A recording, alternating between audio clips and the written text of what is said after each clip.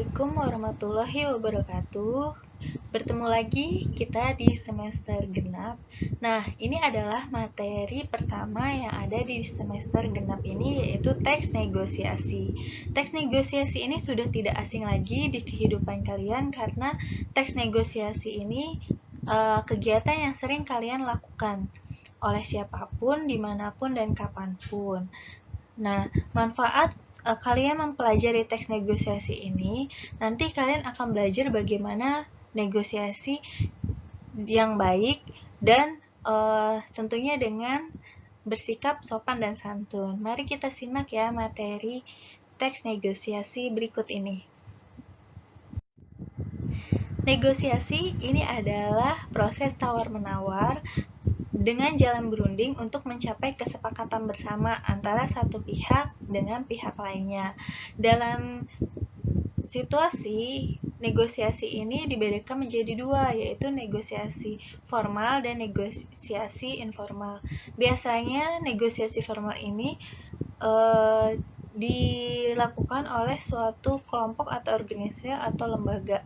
Nah, biasanya berupa proposal atau surat. Negosiasi informal ini adalah negosiasi yang tidak resmi, yang seperti kalian sering lakukan, contohnya bernegosiasi dengan orang tua tentang kenaikan uang jajan, atau bernegosiasi dengan guru untuk menambah waktu dalam pengerjaan tugas, ataupun yang biasa sering kita temukan yaitu di pasar. Nah, di sana biasanya orang-orang akan bernegosiasi tawar-menawar mengenai harga barang atau kebutuhan yang akan dibeli. Ciri-ciri teks negosiasi di sini ada 4. Yang pertama tentunya ada partisipan atau orang yang bernegosiasi atau yang biasa disebut negosiator. Yang kedua, adanya perbedaan kepentingan dari kedua belah pihak. Yang ketiga, adanya pengajuan dan penawaran. Yang keempat, adanya kesepakatan sebagai hasil negosiasi. Apabila negosiasi ini tidak mencapai kesepakatan, maka negosiasinya tidak berhasil. Agar negosiasi ini berjalan dengan baik dan lancar, maka negosiator harus melakukan tindakan-tindakan sebagai berikut ini. Yang pertama, membuat suasana menjadi santai. Yang kedua, melakukan kontak mata dengan lawan negosiasi.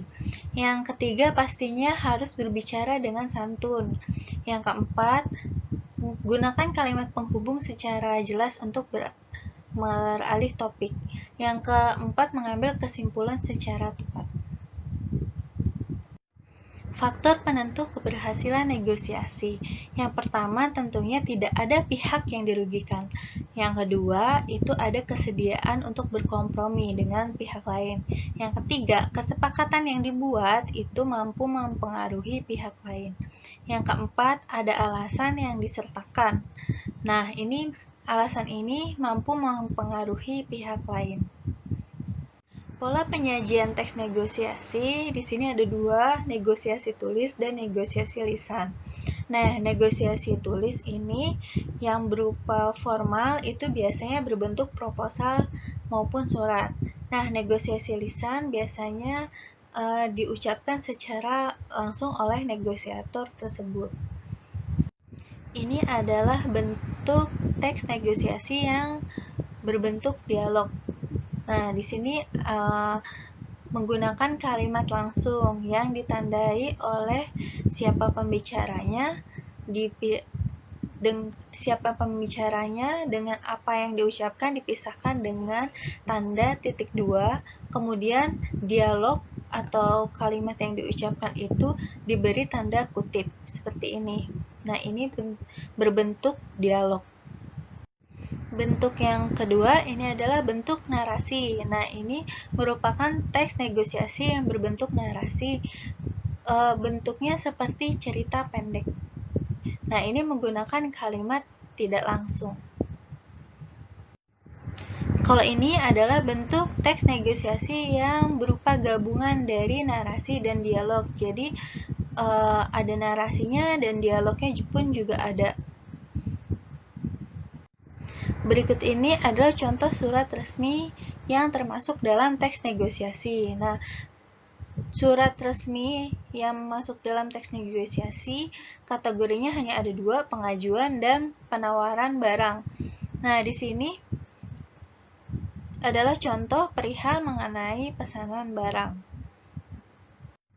Nah, ini contoh kedua surat resmi. Kalau tadi itu pesanan barang, yaitu berupa pengajuan barang.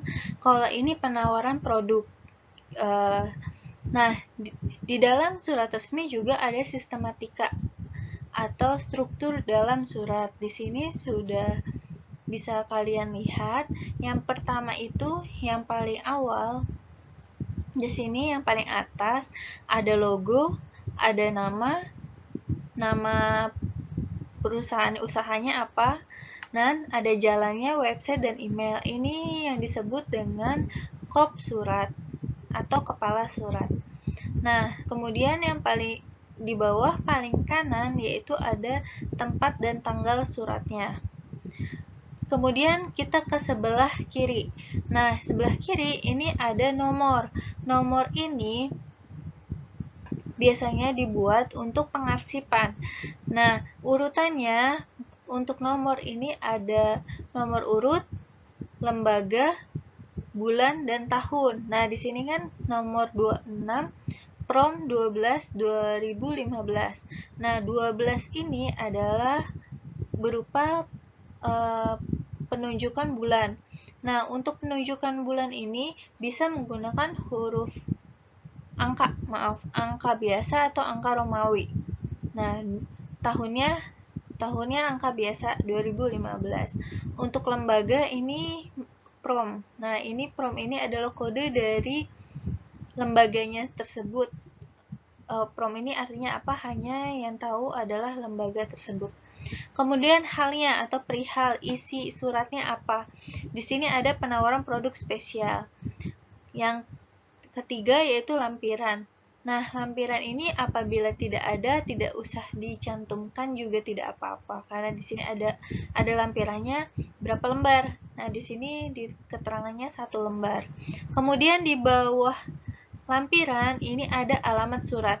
Nah, surat ini ditujukan kepada siapa? Yang terhormat. Di sini yang terhormat Marhaban Wedding Organizer. Nah, ini ditujukan ke Marhaban Wedding Organizer, atau mungkin langsung ditujukan kepada nama orang, bisa juga. Di sini yang terhormat namanya siapa. Kemudian alamatnya di mana? Jalan apa, kota apa. Kemudian selanjutnya ada salam pembuka, biasanya menggunakan kalimat dengan hormat atau bisa menggunakan kata Assalamualaikum, boleh. Nah, kemudian ada tubuh surat. Tubuh surat ini ada 3 hal atau isinya ada 3. Nah, di sini terbagi menjadi pembuka, isi, dan penutup. Nah, di paragraf 1 dan 2 ini adalah merupakan pembuka surat. Yang paragraf ketiga adalah isi suratnya. Yang paragraf 4 adalah penutup. Nah, setelah penutup, di sini ada salam penutup. Kemudian diikuti oleh jabatan si pengirim surat, kemudian tanda tangan dan nama pengirimnya. Nah, ini merupakan struktur surat yang harus kalian ketahui. Baiklah, mungkin hanya itu saja dulu materi tentang teks negosiasi. Tunggu video selanjutnya. Di video selanjutnya kita akan membahas mengenai struktur, kaidah kebahasaan, dan bagaimana cara menulis teks negosiasi. Sampai bertemu di video selanjutnya ya. Terima kasih. Wassalamualaikum warahmatullahi wabarakatuh.